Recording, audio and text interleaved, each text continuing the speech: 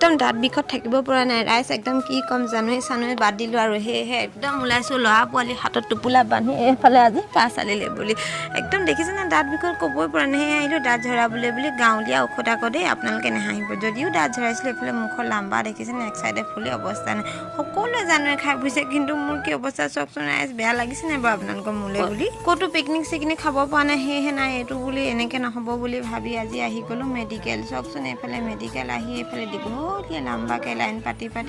অৱশেষত যেনিবা ডক্টৰ ছাৰক দেখাব পাৰিলোঁ দেই ডক্টৰ ছাৰক দেখাই মুখত এটা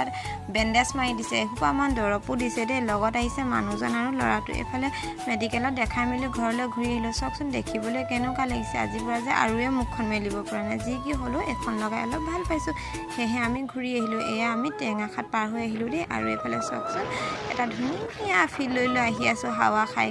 যদিও পিকনিক যোৱা নাই আজি একদম পিকনিকৰ অনুভৱেই লৈ লৈছোঁ আৰু আহি হোটেলত একাপ চাহ খালোঁ তো গাইজ ভিডিঅ'টো আজিলৈ ইমানেই বাই বাই